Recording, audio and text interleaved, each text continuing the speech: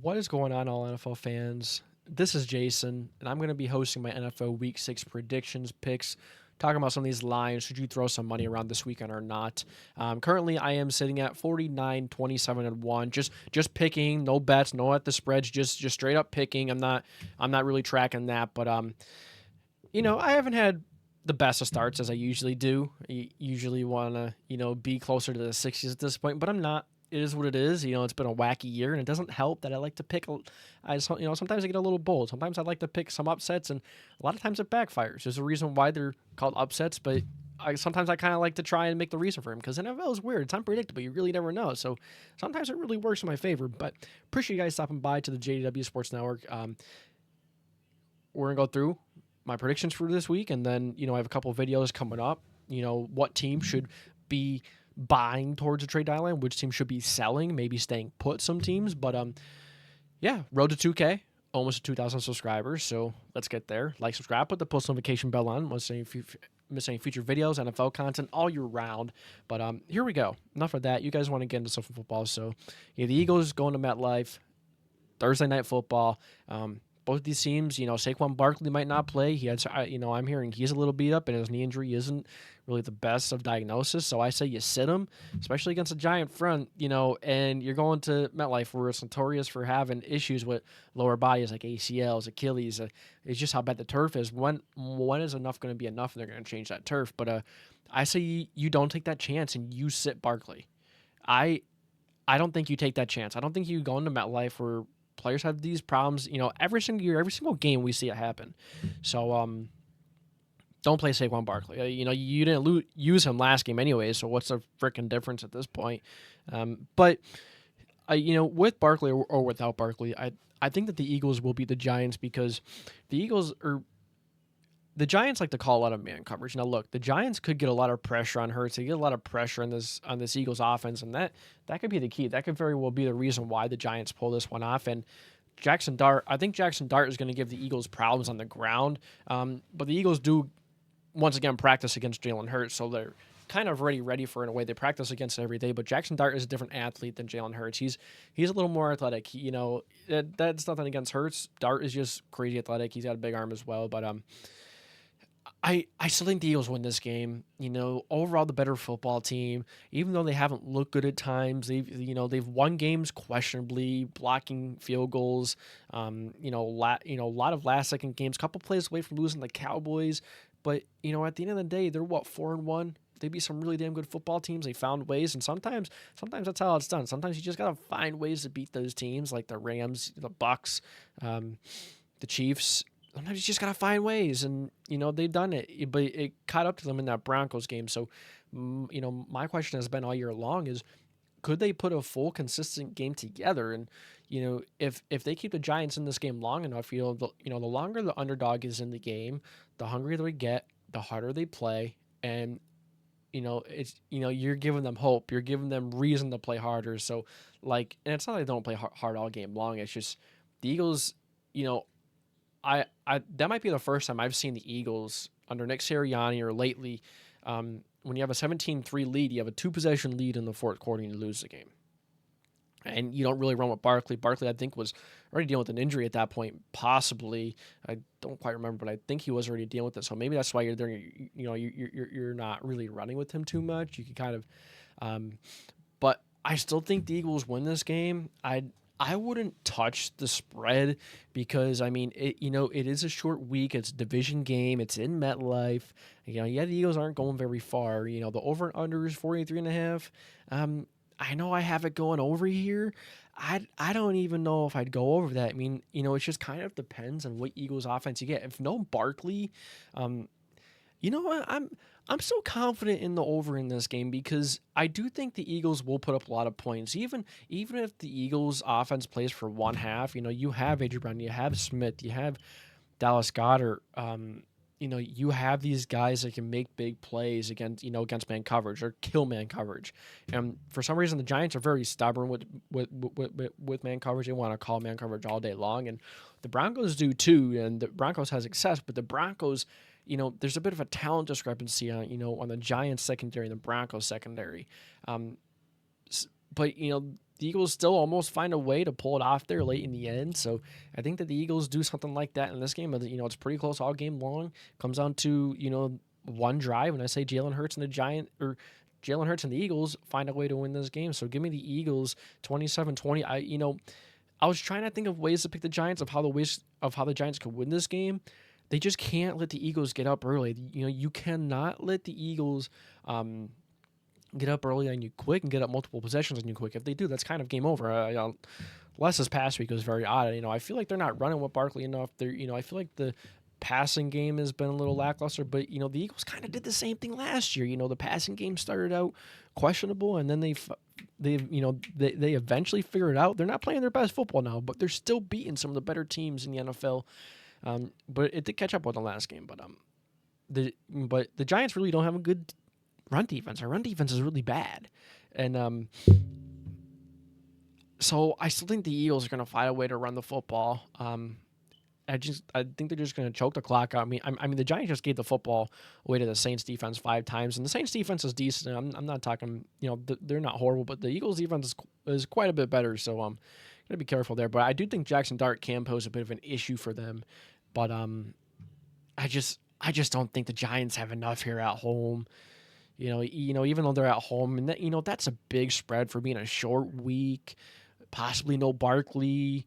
The way the Eagles are playing inconsistent, the way the offense is looking, it feels like maybe the Eagles are trying to throw the football more or try to get A.J. Brown, Devontae Smith more involved. So maybe A.J. Brown doesn't, maybe there's some pressure on Hurts to try and get the ball to A.J. because he's a little disgruntled. It seems at times he's agitated.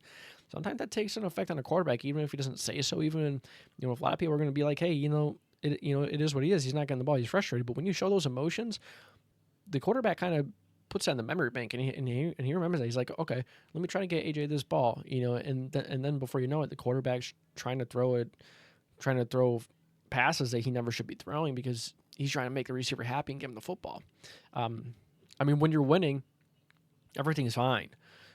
Everything could be masked and fixed with winning, but when you start to lose, that's when those issues are really going to arise. And it feels like every year A.J. Brown has these issues, in the middle of the beginning of the year, but it usually figures itself out. But I just don't think the Giants have enough versus the Eagles, to be honest with you. I really don't think they have enough to beat the Eagles. But, if they could pressure Jalen Hurts into throwing a couple of picks, and then, if the Giants can get their run game going, Dart makes a couple big plays, that might be all they need to get some momentum and get into this game and keep the game close. But I just think Hurts is going to have a good game here, and I think the Eagles win 27-20. Well, I'd go with the over on that game. I wouldn't touch the spread. It's a little, yeah. It's a little large for my liking, but this spread is quite large as well, but it is warranted. The Broncos are one of the best teams in football. I don't care if they're what they're 3-2. I don't really care. They lost the Colts on a last second field goal. That was kind of a little fluky, in ways. But you lost to the Chargers late.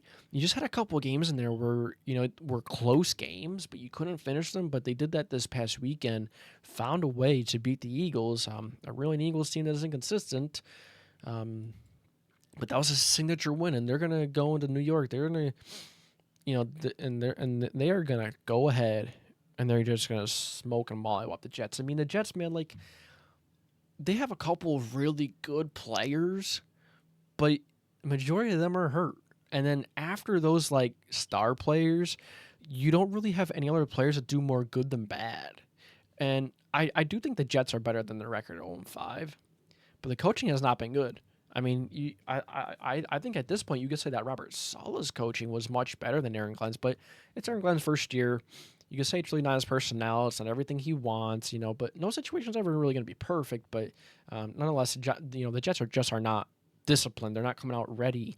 They're not putting full games together. It seems like they're one of the best garbage time football teams. It seems like late they always make a couple big plays, and it's like, oh, okay, they make the score look a little better, but it's really not. But yeah, give me Denver. The defense is going to be too much for Justin Fields. Maybe Fields can give them a problem running on the ground. I don't see it though. The Broncos do play a lot of man coverage, but I just don't see anyone else making plays out of Garrett Wilson. You're gonna have Surtain shadowing him all day long, and could someone else make plays like Troy Franklin? Can he step up to the plate again? Um, or no, not Troy Franklin. He's on the Broncos, but who's gonna step up for the Jets? Who's gonna step up? But I don't think anyone really does versus the Broncos here. Just a really good man coverage team, really good team in general. Bo Nix, and that Broncos team, that Broncos offense is clicking. I mean, the Jets have one of the worst defenses in football. Yeah, I mean, I'd be pretty comfortable taking over. I wouldn't be shocked if the Broncos put up 42 or 40 plus points on the Jets here, and then the Jets only have to score a field goal. Maybe late in the game, the Broncos had their starters out unless they're really playing for the shutout, or they already have points on the board. Whatever. The over should hit on this game, and Denver should cover. Should is the story of the NFL. All right, the Colts and the Cardinals. This is a sneaky game. I can see the Cardinals upsetting the Colts here. Colts have been good. They've beaten a lot of good. They've really beaten the teams that they should in really convincing fashion. Really were maybe fortunate in that Broncos game, but the Rams game it kind of came back to bite you. Kind of got even there.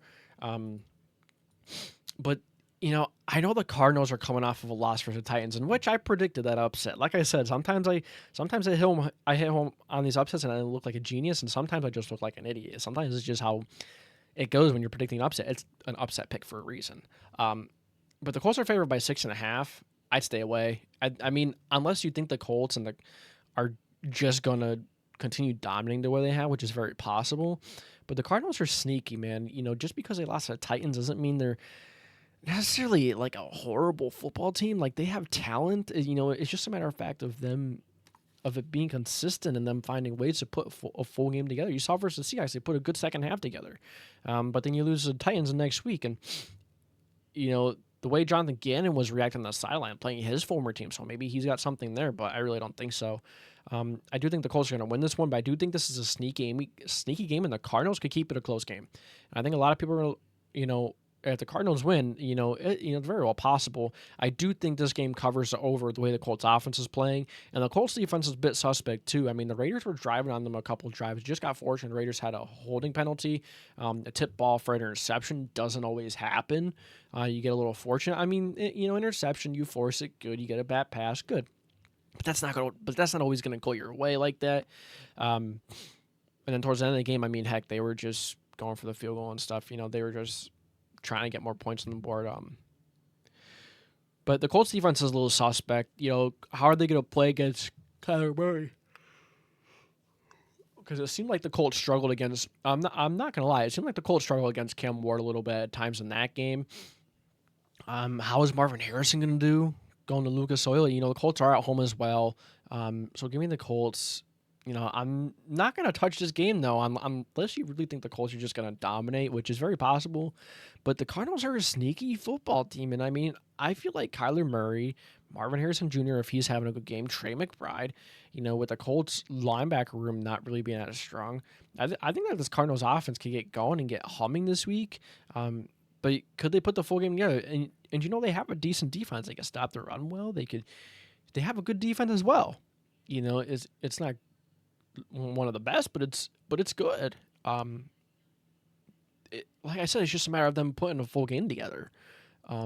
It can be good, I should say.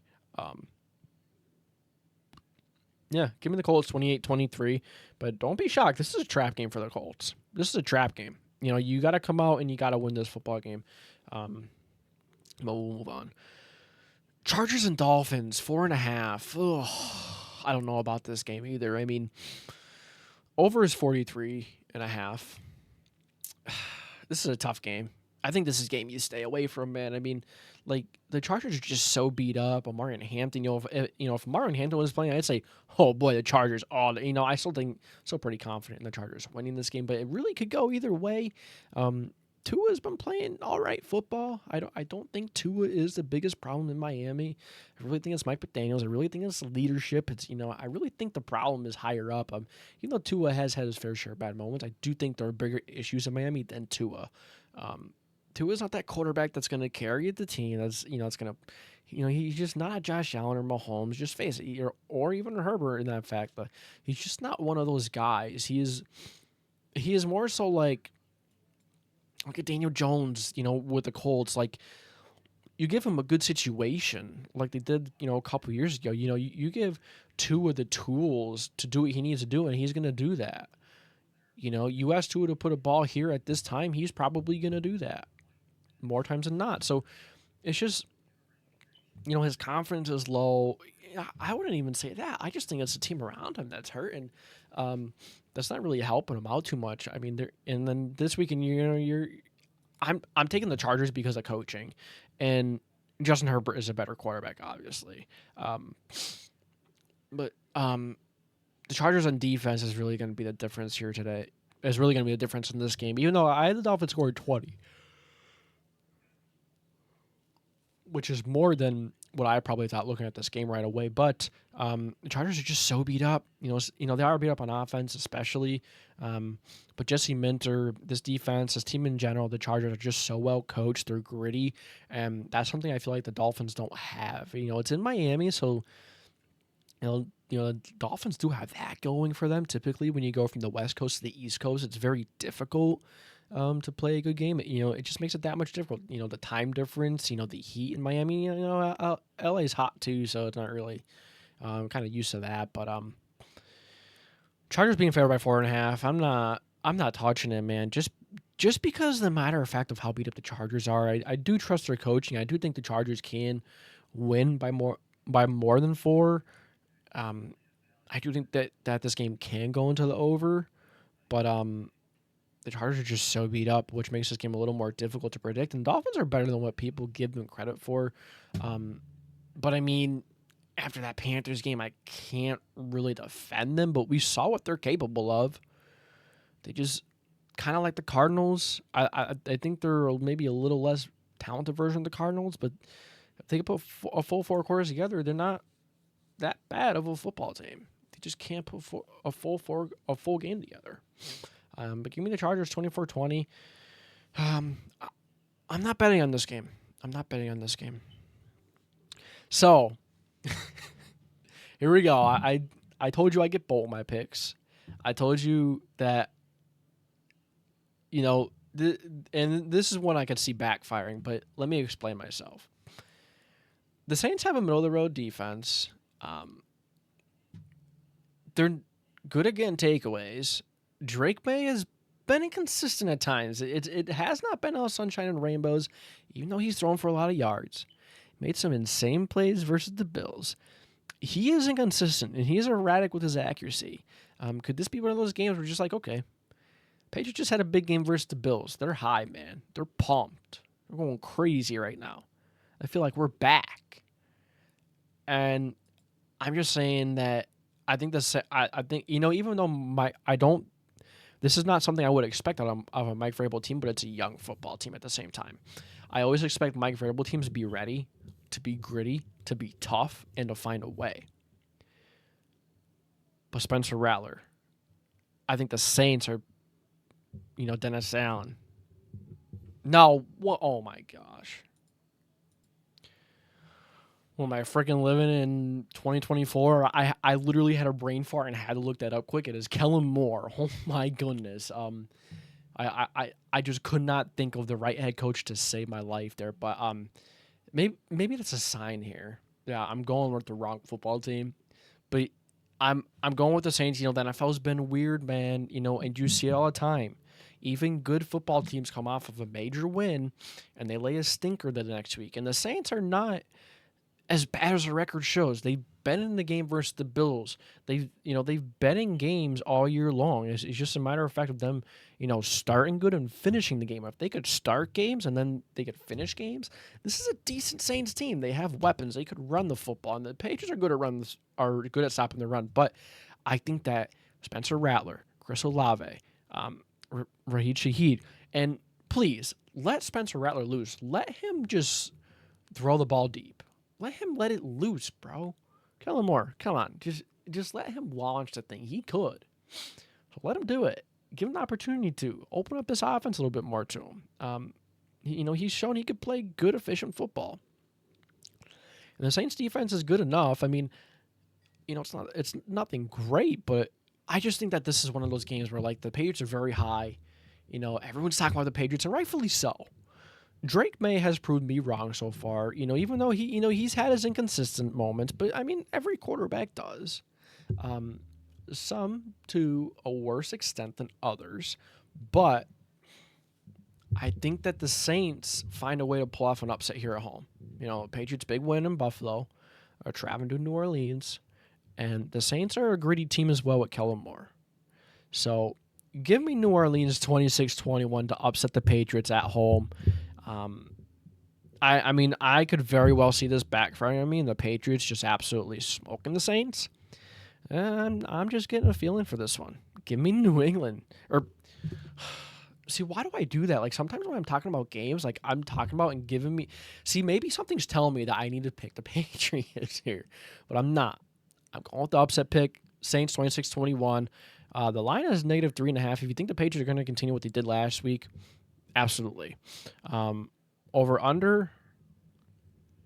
Yes, take the over. Take the over. But all right, let's move on. Steelers and Browns.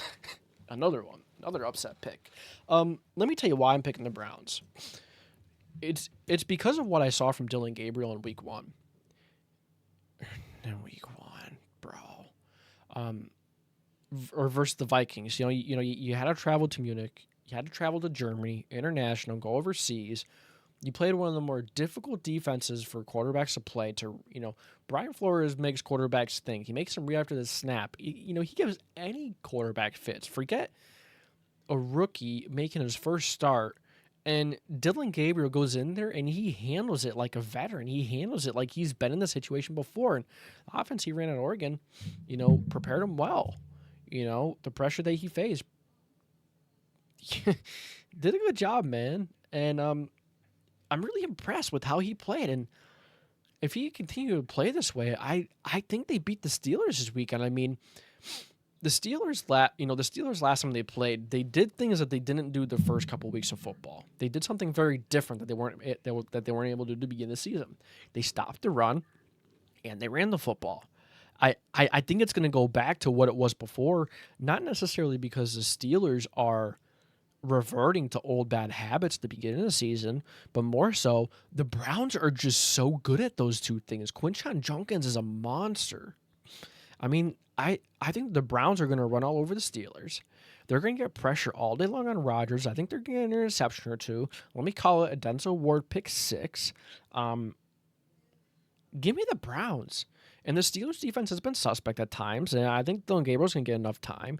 If you run the football well, you're only going to help him. Jerry Jeudy, Cedric Tillman are capable of making big plays, and then you have a couple really good tight ends, and Harold Fannin and David Njoku. I mean, this team is so much better than what people give them credit for. And then the people who are complaining, and I'm going to curse here in a moment, are bitching, moaning, and complaining because Shedeur Sanders didn't get the start, and you're just going to sit there and bash Dillon Gabriel because he got the start? How dare you? How dare you? So disrespectful. In my opinion, that is so disrespectful. If you know anything about football at all, if you watch football at all, other than your own favorite team, you know that Brian Flores calls a nasty defense. He makes quarterbacks think. He makes some of the better quarterbacks in the league second guess and think sometimes. Dillon Gabriel went in there and he played a good football game. I'm telling you, the Browns, this might be one of my hottest takes ever. I think the Browns are going to win the AFC North. I like the Steelers. I think the Steelers are a good team. And I know it's going to sound weird how I'm going to sit here and say I'm not sold on the Steelers when they're, 3-1 and the Browns are 1-4. But let me tell you, the Browns played some really good football teams. Now the Ravens loss is really looking really suspect. Ravens were healthy, but they beat the Packers. They put up a good game against the Vikings, one of the better rosters in the NFL. It was a game-winning drive from Carson Wentz. They have a young quarterback who's learning and getting better every week. A phenomenal rookie running back. I mean, and might very well be the best front seven in the NFL and the best defense in the NFL. This is a team that is primed to make a big time run this year, a big time run going into the middle of the season. I love Kevin Stefanski and the way he's coaching this team, what they're doing, and I think that the Browns go into Pittsburgh favored by 5.5 points. And I say the Browns knock off Pittsburgh, and people are going to start looking at the Browns like, okay, you beat the Steelers. What can you do now? Dylan Gabriel's only going to get better, man. You know, a shout out to Dante over at ECG. He told us about Dylan Gabriel, man. He told us, you know, and he looked so good. I know I keep saying it, but I can't get over how good he looked, how a young rookie quarterback first ever looked good against Brian Flores' called defense. I find that so impressive. And it excites me for the Browns because the Browns are an underdog team, and they could be that team that start 1-4, whatever, and find a way to make the playoffs, whether it's winning the division or stealing the last spot in the wild card race. Oh boy, what a story that would be. But back to the game. I'm sorry, I really went on a rant there, but I'm taking the Browns for the reasons that I mentioned. I think they're more dynamic. I think they're better on defense. Even though the Steelers, that's the thing that Dylan Gabriel does have to watch out. You know, there is some tape out on Dylan Gabriel Browns offense now, but at the same time, he played Brian Flores' defense last week. Maybe Flores, he didn't have tape on the Cleveland offense with Dylan Gabriel, and maybe this is something I'm going to regret saying towards the end of the season. But I'm telling you, bro, give me Cleveland. 2017, they're going to run the football well as long as they could take care of the football because the Steelers are very good at taking the football away. They were fortunate to win that Vikings game. Give me Cleveland. 2017. I'm sorry. I really went on a rant there, but I'm pumped up about the Browns. Cowboys going to Carolina. I mean, really gritty win last week for the Panthers to go ahead and, going down 17-0 to begin the game and then find a way to claw, scratch, and fight your way back into the game. Really impressive. Over under, I'm going to over, it's set at 49.5 points. I mean, I already have the Cowboys at 40. Wouldn't shock me if the Cowboys put up 40 points and the Panthers put up 20 plus. I mean, I think that's a pretty easy over if you ask me. And then Dallas is favored by 3.5. I think Dallas is being really disrespected here. Maybe it's just because of their defense, which is possible. But even with an offensive line that Dak Prescott did not have his full starting offensive line, and Dak Prescott still played an MVP caliber game. I know it was a Jets defense. I don't care. He still had, his entire offense line was practically out. But give me Dallas 40-20. I think this is a pretty simple one. If the Panthers could get the run game going, keep that Cowboys, potent, crazy offense off the field, and CeeDee Lamb isn't even in this offense right now, and they're playing this well. That is absurd, but it just goes to show how deep they are. A lot of people are like, oh, CeeDee Lamb's going down. I'm like, no. Pickens is a good receiver. Jalen Tolbert's good. Cavante Turpin's good. Jake Ferguson's good. Javonte Williams is good. People just think when one player goes down, that's it. No, if you actually watch football and other teams rather than your own favorite team, and there are a lot of people that like the Cowboys, sure, but the Cowboys are a good football team, bro. Or good offense. Anyways, I'm really saying really good offense, and it feels like this year, if you have a really good offense, it makes you a good team this year. And I can't stand how on-centered the Cowboys logo is with that number. Look how on-centered that is. This is horrible. Graphics guy, do a better job. It's me. Yeah, give me Dallas 40-20. I just don't think Bryce Young is going to keep up with this Cowboys. The Panthers don't have a really good defense themselves. The Cowboys are just going to do whatever they want, I think, on the Panthers. Panthers don't really... they stopped run well versus the Dolphins, but I don't think they're going to do it for, the same versus the Cowboys. Give me Dallas 40-20. Give me the over on that game, and give me Dallas. Give me the Dallas line. I would even go on a limb and say, give down, like an alternate spread of like 8 or 9, maybe even 10. Screw it. I think Dallas wins by that much. All right, yeah, the Seahawks and the Jaguars, man. How about two teams that are really hot coming into this game? I mean, Jaguars coming off of a big Kansas City win. Seahawks are coming off a big win over the Bucks. Or no, they lost versus the Bucks. See, like I keep screwing things up. I'm just so excited talking about football this week. I'm saying like wacky stuff sometimes, but the fact that Sam Darnold threw 3 picks, the fact that the Seahawks were still in it, and then in the end there, the way the game started, seemed like the Bucs were really going to take it away, but the Seahawks fought, they kept in it, and it was close. In the end, you make that extra mistake, you're going to lose that football game. But I think that the Jaguars are going to struggle with the Seahawks defense. Now, I think when you put a really good, talented, really disciplined defense in front of the Jaguars offense, I think they're going to struggle. Now, I'm not saying the Chiefs defense isn't talented and not disciplined. I just think that you could out-physical them, and the Jaguars are a team that can get physical and that can out-physical you. I think the Chiefs defense is definitely more vulnerable than it's been in years past, and but I think the Seahawks is one of the best in the league. So we're going to see how Trevor Lawrence and that offense can do. See what they can do against the Seahawks here. Seahawks they're stopping the run really well.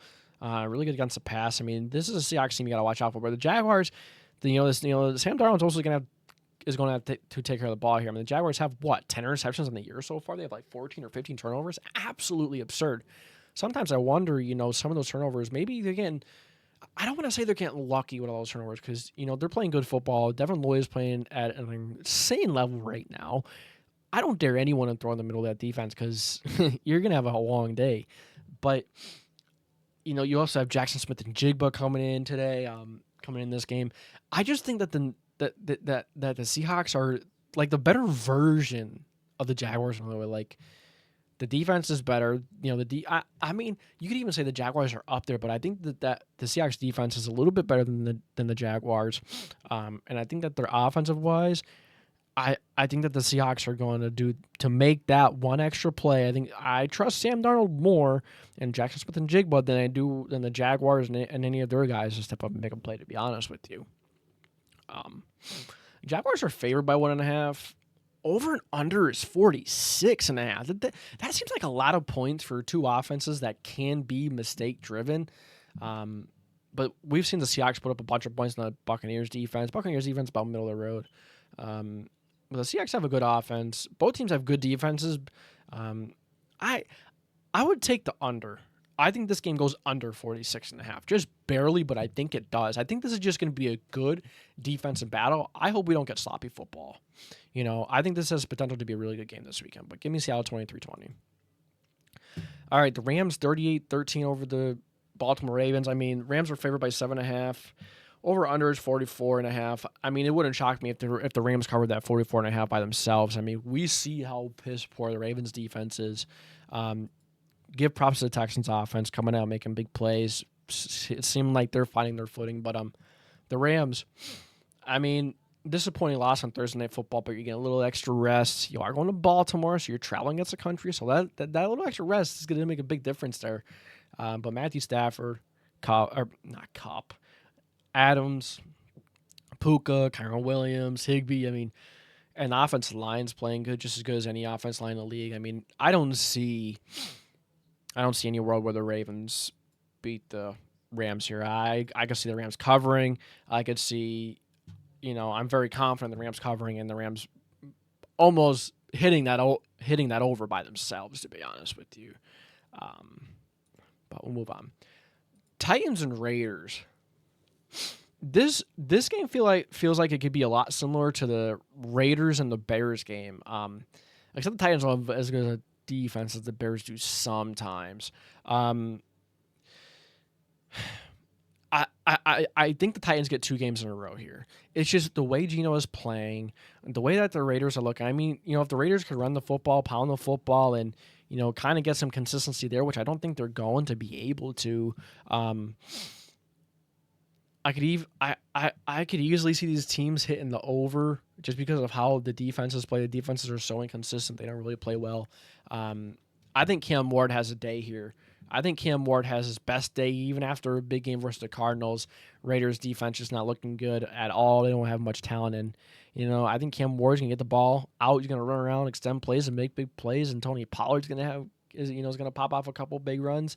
Um, I I just think that the Titans, they have a little bit of confidence from last weekend. It feels like that the Raiders are on the total opposite end of the spectrum in terms of confidence. I mean, I'm not saying the Titans are like uber confident, or nothing like that. Like we're the best team, but no, I'm saying that they have some momentum under you. When you get a win as a young team, your rookie quarterback looking good, even though it was very fluky at that.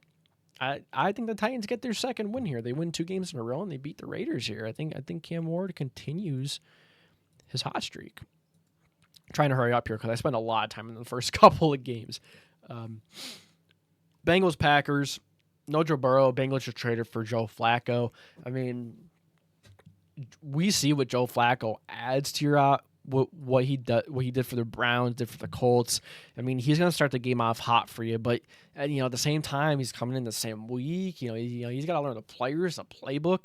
It's not easy. So playbook's gonna be limited. Even he probably will play. I'll be shocked if he doesn't, or maybe he doesn't play one more week. But at the same time, either way, what worse can the Bengals get? Jake Browning throwing 2-3 interceptions a game, just not playing well. And then you're getting a veteran in here. He's seen everything.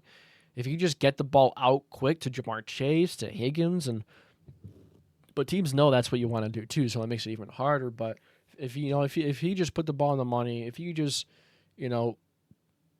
manage the game, maybe keep the Bengals in this race until Burrow comes back. If Burrow can come back, I say the Bengals just don't let him come back at this point. He's out minimum 3 months. It's Bengals, especially if they're out of it, don't bring him back. Let him rest. Don't let him get hit more behind that offensive line. Go into the offseason, get a good pick, get a high draft pick, grab the top offensive lineman, whoever it may be. And protect your guy. But I mean, the Packers have been a little disappointing, to be honest with you. I have not been a fan of Jordan Love. He has not played well. But the Packers are just going to be too much or too talented to lose to the Bengals. I mean, I know I said that. I thought it was going to be a complete snot pounding when the Packers were going to play the Cowboys, but I mean the Cowboys fought. That Cowboys offense could win them any game, but their defense could lose them every game. It's kind of a go back and forth situation there. But Green Bay 27-20, they're just a better team overall, and they're coming off the bye week. I don't really think it matters who plays at quarterback for the Bengals either. So yeah, give me Green Bay 14.5. Damn, that's a big spread, especially for how inconsistent Jordan Love is. But I say that even though I don't even have them covering here, I have them like right there. But I don't know if this game goes in the over. If the Packers explode, Jordan Love has a good game. They run the football well, absolutely. But you don't know where you can get from Jordan Love. If you're confident in Jordan Love this game versus a Bengals team, remember when the Bengals used to be that team that like if a quarterback's in the slump, it's like, okay, you got the Bengals here. That's a get right game. It's kind of like that again. So we'll see. 27-14 Green Bay. It's just a large line and anything can happen. But the Packers are very capable of covering. Niners and the Bucks. This is a game I'm staying away from. I mean, 2.5. Niners are so beat up, but they're so well coached. Mac Jones is playing at a very high level. A lot of people talk about Mac Jones potentially taking over for Purdy. I don't think you could take the hot hand out even if Purdy is 100%. If you have someone in there that's winning, that's slinging it the way the Mac Jones is, I mean, I don't think you could take the hot hand out. I just think that's a bad move. But either way, you could score on this Bucs defense. You can move the ball on them, and the Niners absolutely could do that, and they play good defense as well. But I think this game is going to be close once again for the Bucs and the Niners, and I think that Baker Mayfield goes down, and I think Baker Mayfield wins this game. That's just kind of it. That's how good Baker Mayfield is. The Bucs find a way to beat the Seahawks, and the Seahawks are a very good team themselves. Niners beat the Seahawks too. I mean, this is just going to be a phenomenal game. It's in Tampa Bay. So that's another thing to take into consideration here. I mean, San Fran going all the way from San Fran, all the way down to South, Tampa Bay. So that's a travel, that's a time difference, and that could affect you. East Coast to West Coast to East Coast. It's notorious for being tough for teams to do that. It's a factor, but and that's a big reason why I'm taking the Bucks here too. But give me Tampa Bay. I think Baker Mayfield makes that big time play. Rashad White. I still think the Bucks are going to run the football, as good as they could, and then they're only going to get healthier down the stretch here too. Give me Bucks 27-23. But if the Niners win this game too, I mean, I think the Niners are easily. I don't think you could say they're not a top 5 team, and they're quite possibly down half their team. It's crazy. That's good coaching. That is the definition of the phrase "next man up." The definition. All right, here we go.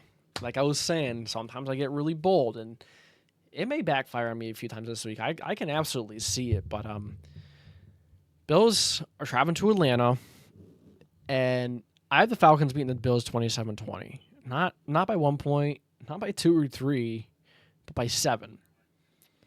And let me tell you why. I think this is the breakout game for this Falcons team, and they're going to shock people. Just because we beat the Bills. And the Bills, we're going to be asking, what's up the Bills? The Bills have had a really, really easy schedule to begin the year. Nonetheless, they're 4-0. Can't take that away from them. But the Falcons are a very talented football team. And you know what the Bills can't do? They can't stop the run. You know what the Falcons can do? They can't run the damn football. So all the Falcons have to do, Michael Penix, play mistake-free football. Don't be fumbling. Don't be forcing the ball into places you shouldn't be. Just one play at a time. Run the damn football. Michael Penix just do enough. And I think that this Falcons defense is capable of making plays. They get pressure on Allen. They can stop the run. Give me Atlanta. 27-20. Give me the over on 50.5. And obviously I don't have Buffalo covering. I actually have Atlanta covering the opposite way. Give me Atlanta. 27-20. And, the Bills, look, nonetheless, they're 4-0, yeah. But I think it's also important to consider that in week 1, the Ravens game was interesting. You're fortunate to win that game, and look at the Ravens now. It's week 1. Can't take too much away from week 1, but that win is looking less and less impressive. That you're kind of fortunate to win. That they're kind of fumble. Nonetheless, you've won. It's all that matters. You found a way. That's it. And then you beat up on the Jets. Good for you. Good. And then the next 2 weeks, the Saints give you a fight. The Dolphins give you a fight. The Dolphin game was pretty much down until Tua threw that pick 6, because the Dolphins were running the football, like they wanted to. The Saints were running the football over the Bills. So what makes you think that the Falcons won't? Keep Josh Allen on that sideline. Keep him aggravated. Run the damn football. Get a takeaway too, which is very possible, Josh Allen. This might be, other than the Browns over the Steelers, I'm very confident with the Falcons beating the Bills. It sounds crazy when this is the same team that lost to the Panthers 30-0. If the way the Falcons lose this game, if the Falcons play clean football, don't turn the ball over, they win this football game. That's it. But if the Falcons make those stupid little mistakes, muffing punts, 200,000 penalties, they're not going to win this football game.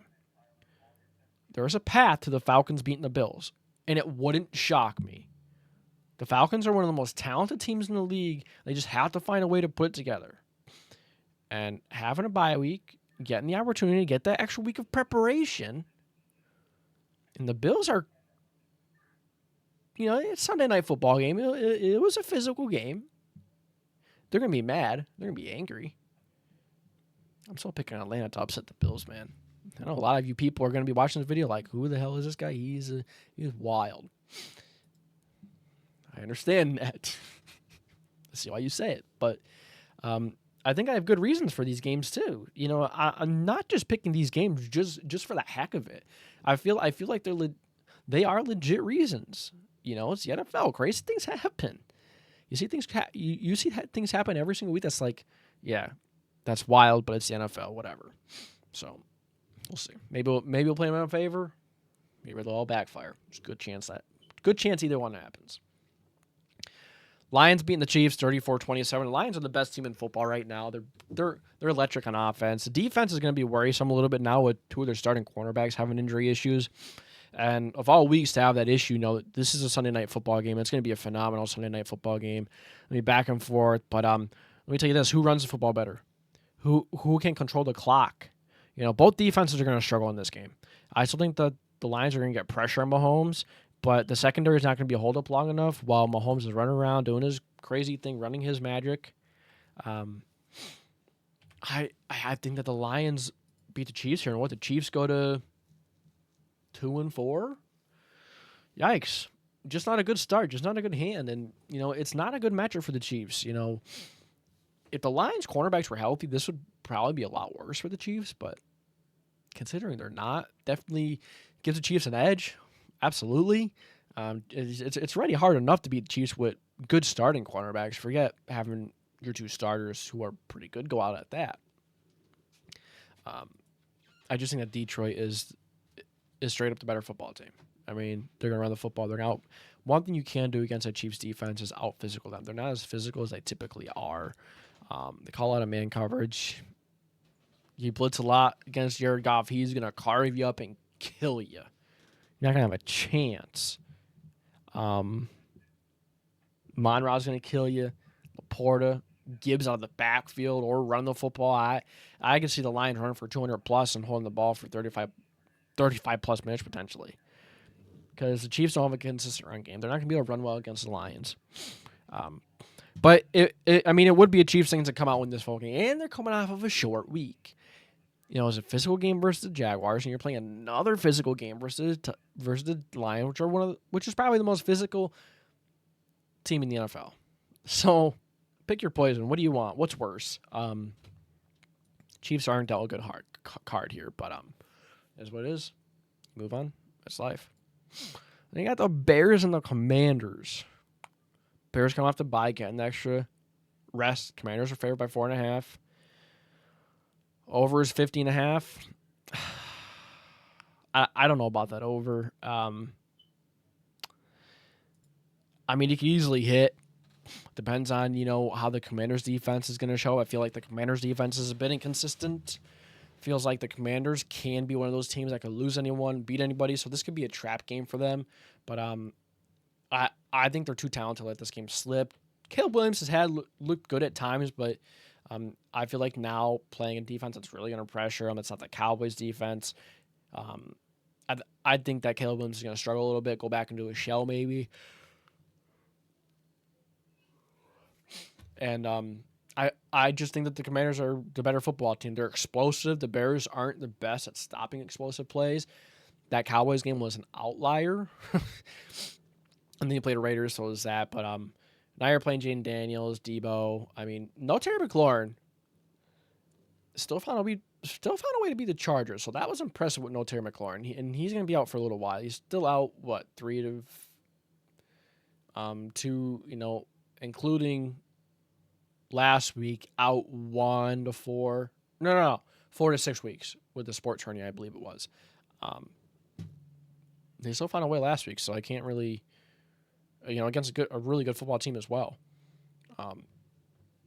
Yeah, I'm pretty confident with the Commanders here. Pretty confident with them covering that 4.5 point spread too, to be honest with you. Even though the Bears have that extra rest, and you're getting Monday Night Football, so you get that extra day rest. Although actually the Bears practice all week. I saw something that the Bears practice all week, kept practicing, kept working, and good for them. But it's not gonna be enough to beat the Commanders. If they beat the Commanders, whatever. Season's crazy, but so be it. Congrats, Bears. I just don't see it. Commanders are a better football team. Week 6 buys, you have the Texans and the Minnesota Vikings. The Texans, we'll see what the Texans can do coming out of the bye. they're getting hot at the they're getting hot going into the bye. 2 straight games of allowing 10 points or less. I mean, they have one of the best defenses in the league. That's not really too shocking, but their offense is what has shocked the last 2 games. Really picking it up, really doing their job. I mean, 44 points one game. 20 points in the fourth quarter versus the Titans. So impressive there. And the Vikings, Carson Wentz, is it Carson Wentz's turn to jump on the quarterback revival train? Because it seems like KOC is doing it with Carson Wentz. I mean, Wentz was clutch. Wentz was clutch. Wentz against one of the best defenses in the NFL. I don't care if he had Justin Jefferson, Jordan Addison, Jordan Mason, TJ Hawkinson. I don't care who he had. It doesn't matter who you are. That Browns defense is going to give you issues. They're going to give you shit. And biggest moment, biggest drive, Carson Wentz, Kevin O'Connell, of course, the players out there, they find a way to win the football game. Impressive. But all right, fellas, I think I'm going to get out of here. Going on 50 minutes, way too long, but who doesn't like talking football? Really excited for this week. There's a lot going on in the NFL. It's a wild week so far. So I appreciate you guys watching. If you enjoy, make sure to like, subscribe, put that post notification bell on. Road to 2,000 subscribers. Hopefully we could hit that 60 mark this week. If we could have a perfect week, that would be wonderful. Not always realistic, but my goal is 200. 200 games right, but it's not looking too promising right now. But let's pick it up. As the season goes on, it feels like maybe we'll get to know things better and better. But this year it's just been absolutely crazy. It's already week 6, but we'll see. I'll see you guys next time. This is Jason, and that's all I got for you.